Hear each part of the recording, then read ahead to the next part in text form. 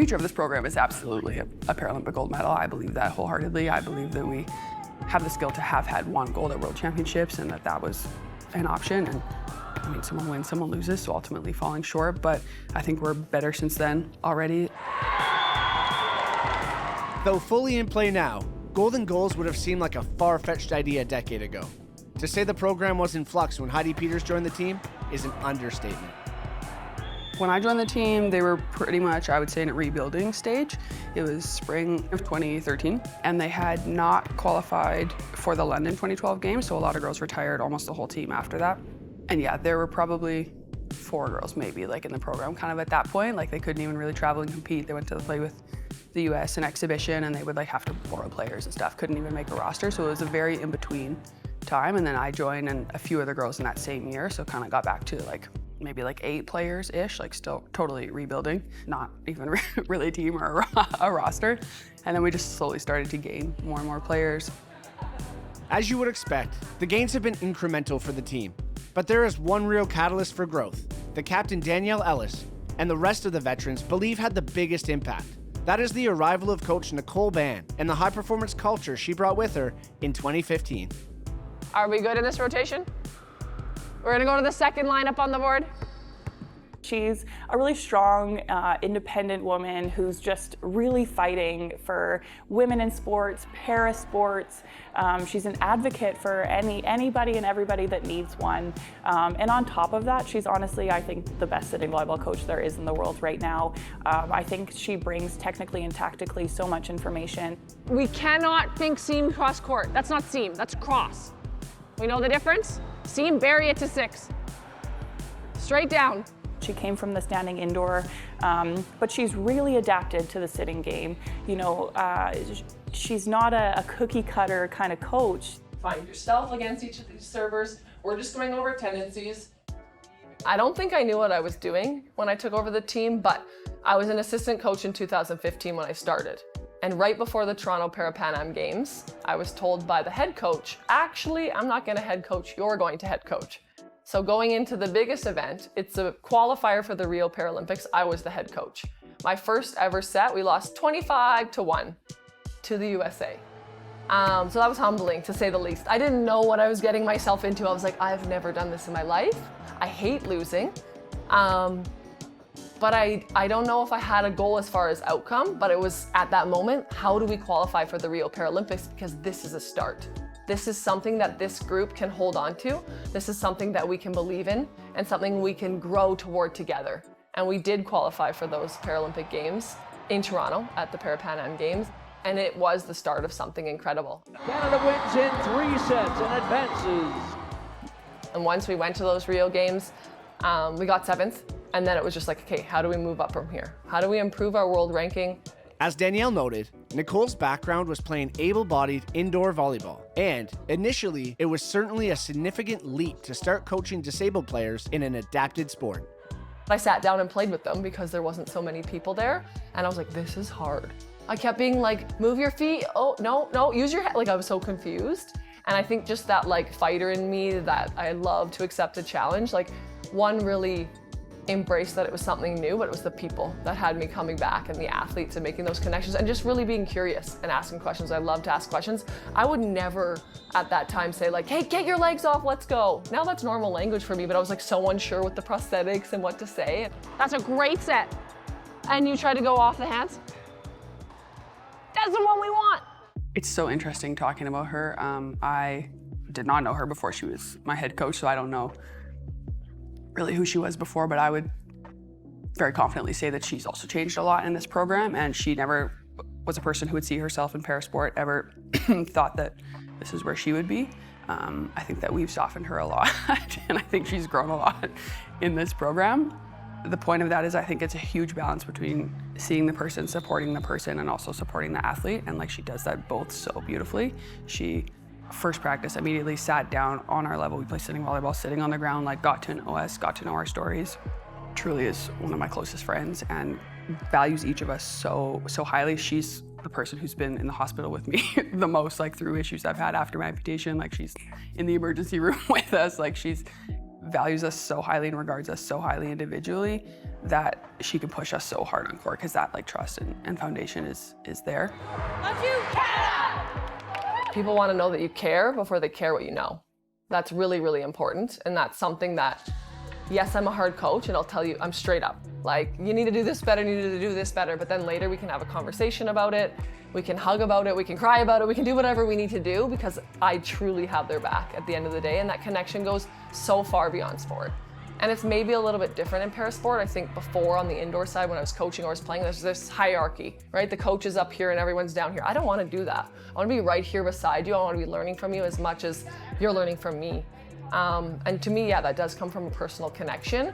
And at the end of the day, it's about winning. We're going to win together, but I got your back if we lose together too. Even if you're not playing with the intensity Nicole demands, sitting volleyball can be a real challenge. It didn't take me long to figure that out when I hit the court for some 2-on-2 action to get a feel for the game. Oh, I did the change up and you caught me. Excuse my language, but I got 2 cheeks on the ground. I need to have 1 cheek on the ground. Okay.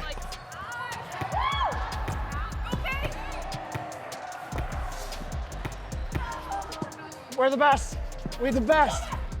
The movement required wiped me out fast, but I definitely felt better about my performance after hearing people like assistant coach Kate Rosendahl, another able-bodied indoor player, describe her experience playing sitting.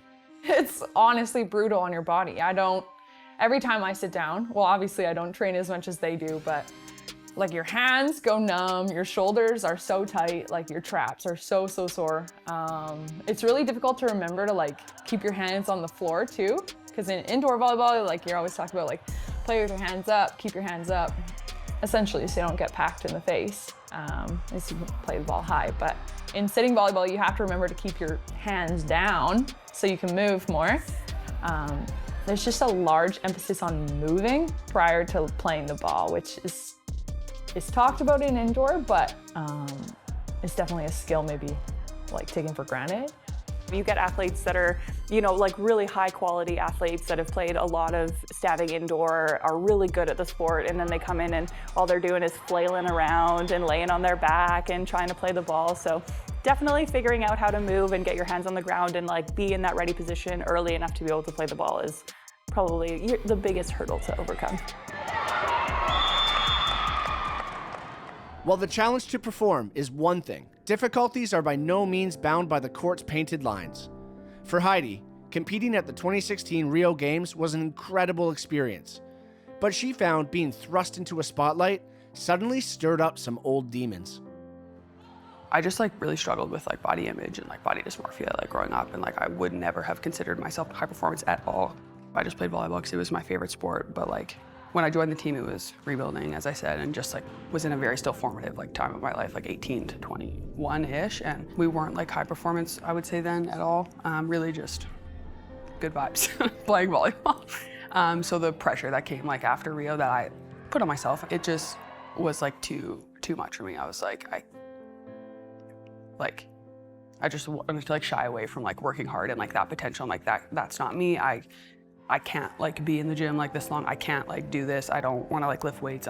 That's like not me. So yeah, I just shied away from like that potential, and I'm so glad I didn't. And I credit a lot of that to Nicole, and she just, I wouldn't say like really pushed at that time, but just really like just saying like you can be one of the best like sitting volleyball players in the world. Like being uncomfortable is just like how you grow. Like nobody's like looking at you. Nobody's like saying to you like what you're saying to yourself. Like that's not what's happening. And like we believe in you like as a program and as a staff and your teammates, and just really helped develop me into a leader. And now it's like flip. Now I like welcome challenge. Now I'm like, oh, being uncomfortable, like that's, your body naturally doesn't want that, but I try to kind of live in that space because that's where you grow and that's how you get better. And I like am incredibly proud of myself for how far I've come in that. For all their ups and downs, it's impossible to miss how much team members care for each other. And that camaraderie is something Peyton Vare, one of the squad's younger players, puts a lot of stock in.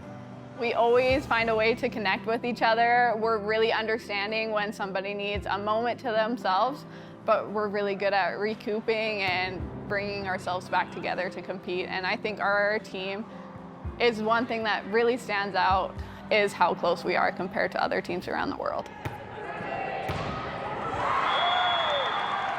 I think our team is really amazing, just in and of itself, just how open we are to everybody. You know, we have younger athletes, and I call them the young ones.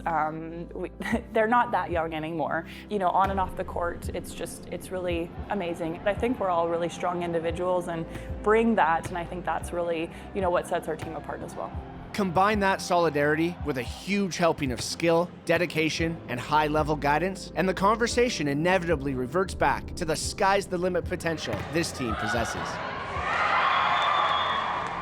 I have so much confidence in our team, and there is nobody else that I would rather compete and go for gold with other than the team that I'm here with right now.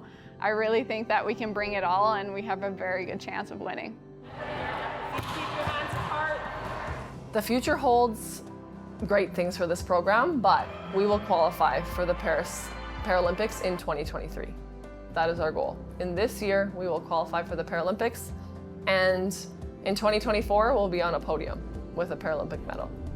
I would say definitely a medal in Paris is our next goal for sure. You know, it was the 7th place at World Championships, it was a bronze in Lima, it was a 4th place in Tokyo, and now a 2nd place at World Championships. We're gaining momentum for sure, and so I think hopefully we are going to be peaking at the right time.